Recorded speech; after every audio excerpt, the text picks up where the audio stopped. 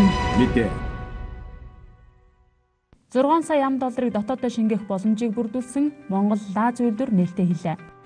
Махан бүтээгдэхүүн үйлдвэрлэлийн чиглэлээр байгуулагдсан үндэсний компаниуд элгэний нухчнаас эхлээд жигэнсэн мах хүртэл олон төрлийн бүтээгдэхүүн үйлдвэрлэж байгаа. Эдгээр бүтээгдэхүүнийг савлах лазыг импортоор оруулж ирдэг. Жилдээ 7 сая ширхэг буюу $6 сая лазыг импортоор оруулж ирдэг юм байна. Тэгвэл гадагшаа чиглэж байгаа энэ мөнгөний урсгалыг дотооддоо шингээх Монгол Лаз үйлдвэр Дархуул аймагт нээгдэж туршилтаар үйлдвэрлэлээ эхэлсэн сайн мэдээ байна.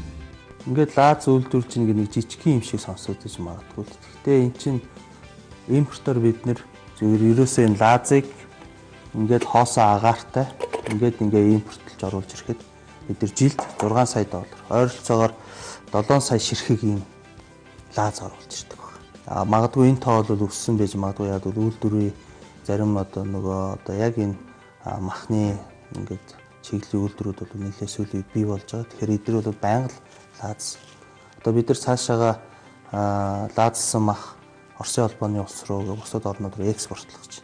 Монгол Лаз үйлдвэр нь эрх авраас бүтээгдэхүүнээ дотоодд албан ёсоор нийлүүлэхээр төлөвлөжээ. Дотоодынхаа хэрэгцээг бүрэн хангах бүтээгдэхүүн үйлдвэрлэх юм байна. Худалдаалах үнэн ч импортын Лазтай харьцуулахгүй хямд юм. Энэ Монгол Лаз үйлдвэр бол $275 яг энэ дотор гайлын татвар тээврийн зардал мардал бүх юмнууд шингээд $275 гарч байгаа. Тэгэхээр энэний зөрүү бол $21 үйлдвэр тэр худалдаж авах махны чиглэлийн тэр хүнсний чиглэлийн үйлдвэрүүд бол $21 хэмжиж байгаа. Зөвхөн нэг Лазнаас.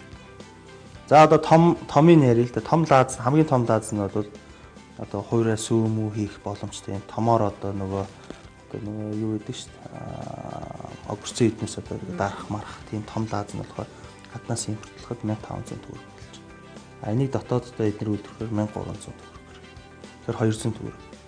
Тэгэхээр $21-өөс $200-ний ийм хэмнэлт бол нэг жирхэг Лазнаас гарч ирнэ гэсэн.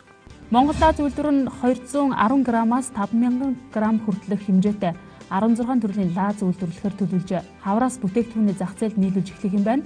Энэ талаар Оросын холбооны улсын Корпо Мир агентлаг Монгол Лаз үйлдвэр байгуулагдсанаар Монгол улс гадаадын үйлдвэрлэгчдээс нэмгэн төмгөр Лаз худалдаа авах шаардлагагүй болжээ гэж мэдээлсэн. Мөн Монголын хүнсний үйлдвэрлэгчид урд нь гадаадад үйлдвэрлэсэн консервний Лаз худалдаа авахд жил бүр $6 сая орчим зарцуулдаг байсан гэж онцлон тодтогсон юм. Ийхүү зөвхөн нэмгэн төмөр Лаз худалдаа авахд зориулж $6 сая орчим гадаад руу гаргахгүй Монголдо үлдэх болсон сайн